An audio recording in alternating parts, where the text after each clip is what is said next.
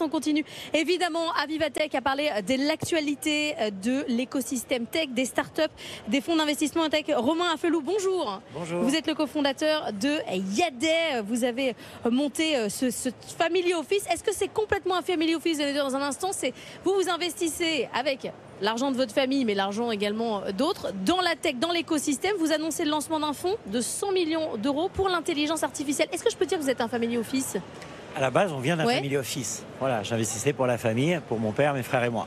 Et aujourd'hui, justement, on veut ouvrir la possibilité de venir investir dans les startups que l'on accompagne. Vous avez déjà investi dans un nombre de startups, alors je ne sais pas si on les a toutes reçues, mais quasiment, dans Alma, dans Lydia, dans Spendex, dans Circle, dans La Belle Ville, dans La Fourche, on dirait le planning de Good Morning Business le matin. Regardez là, juste sur la gauche, dans 22. Ouais, voilà encore un truc de chez vous. C'est quoi l'objectif? 100 millions d'euros, des tickets de combien? Quel objectif de développement des niveaux de start-up?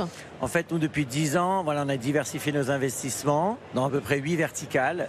Et là, aujourd'hui, on va chercher à trouver des projets pour avoir de l'AI applicatif. Donc, des tickets à peu près de 3 à 5 millions. Donc, c'est à peu près ce qu'on appelle l'early growth. Donc, c'est pas des projets un petit peu naissants, mais qui ont déjà un proof of concept, une application, et qu'on va pouvoir utiliser dans différents secteurs. Et alors, c'est quoi les cas d'usage les plus prometteurs? Parce que là, on est vraiment dans la thématique du salon, hein, c'est de passer de l'intelligence artificielle de science-fiction à l'intelligence artificielle d'application. Donc, on est vraiment dans ça. C'est quoi? C'est la santé, c'est la transition verte.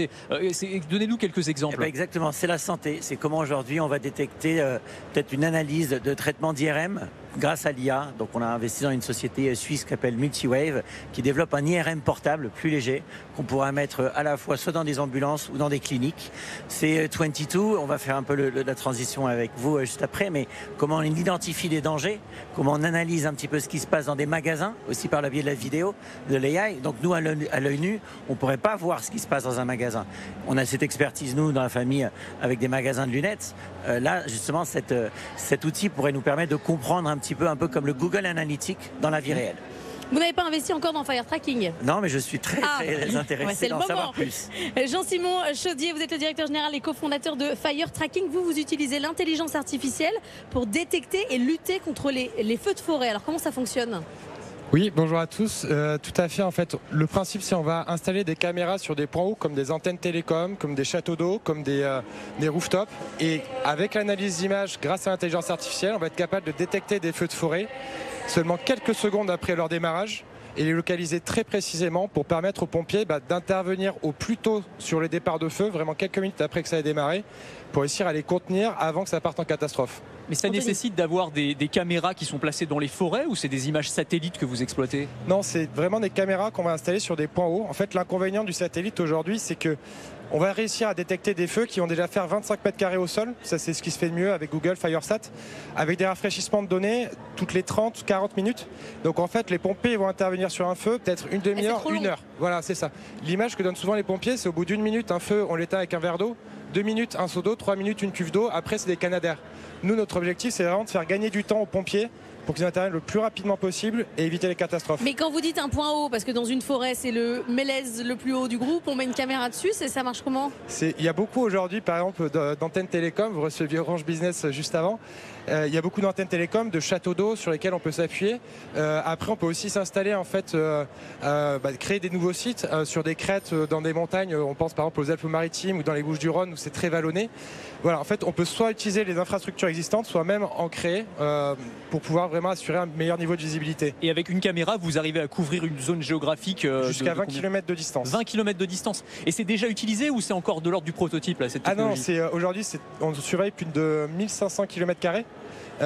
Et à la fois dans le Pacifique et aussi en France, où là on a récemment gagné un dernier marché public en Indre-et-Loire. On va surveiller la quasi-totalité du département, c'est plus de 1000 km² de forêt. C'est un déploiement à grande échelle maintenant. C'est-à-dire que qui paye? Là vous dites... c'est les collectivités, les départements, les SDIS, notamment en France. Après ça c'est dans l'Amérique, en hémisphère nord. Si on regarde dans l'hémisphère sud, là c'est plutôt des propriétaires forestiers, agroforestiers qui vont investir sur ce type de solution. Je fais un peu de la science-fiction, hein, mais si on avait utilisé vos technologies, par exemple en Californie, quand il y a eu les grands incendies, est-ce que ça aurait pu éviter l'ampleur en tout cas que ça a pris? En tout cas, on sait qu'ils ne sont pas équipés. Ouais. Donc oui, je pense qu'on aurait pu contribuer en tout cas à détecter plus rapidement ce type de feu pour qu'ils puissent intervenir dessus et éviter effectivement que ça parte en catastrophe. Et après, au-delà en fait de la détection, nous ce qu'on fournit aux pompiers, c'est tout un tas d'informations opérationnelles. Par exemple, où sont les cuves d'eau les plus proches, dans quel sens va souffler le vent, pour vraiment leur permettre de la détection jusqu'à l'intervention de gagner, enfin réduire le temps. IA pour le pompier. C'est vraiment un assistant intelligent pour augmenter le pompier. On parlait des questions de financement.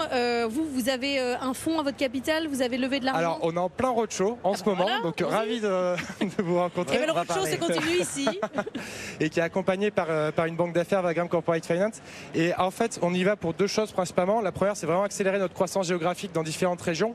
Et d'autre part, en fait, c'est pour pouvoir apporter des nouveaux services, des nouveaux usages, parce que nos caméras, elles peuvent détecter des départs de feu. Elles peuvent aussi détecter des zones impactées par des inondations, des zones impactées par des éboulements rocheux, etc. Et on peut aussi appliquer la détection des feux à des cas industriels ou urbains derrière. Donc on a une vraie profondeur de cas d'usage à aller adresser. Allez-y Anthony, il reste 2 minutes. Bon, là on a de la vraie intelligence artificielle. Romain Flelou, je voulais vous demander, quand vous allez investir dans une entreprise qui fait de l'IA, jusqu'à quel point vous allez mettre les mains dans le cambouis et regarder ce qui se fait vraiment dans les algorithmes? On parlait hier d'une entreprise valorisée 1,5 milliard $, une start-up IA formidable. On s'est rendu compte qu'en fait il n'y avait pas du tout d'IA et que c'était 700 développeurs indiens, des petites mains qui faisaient l'intelligence artificielle. Comment on fait attention pour ne pas se faire arnaquer? Justement, nous depuis 10 ans on investit, mais on investit avec des experts. Donc on a des gens qui connaissent le milieu. On a Aurélie Jean qui vient nous rejoindre en tant qu'advisor. Donc c'est une femme exceptionnelle et qui mais il faut qu'elle vérifie l'IA de toutes les boîtes, quoi. Entre autres, mais on a d'autres acteurs et justement c'est ça un peu le concept de IAD, c'est d'inviter notre écosystème, les gens avec qui on investissait, ça pouvait être des fonds, ça pouvait être des entrepreneurs et qui vont apporter une expertise, comme pour ton projet par exemple, et qui va dire oui mais est-ce que c'est vraiment bien ce que tu fais? Donc effectivement on va regarder dans chaque secteur, l'IA qui soit dans le médical, dans la défense ou dans l'énergie va être complètement différent et justement on va s'appuyer sur des experts. On est une sorte de marque, on est une caution. Si je vous présente, si demain je te présente un investisseur, c'est que je vais être caution, j'aurais fait ma due deal avec des experts à nos côtés.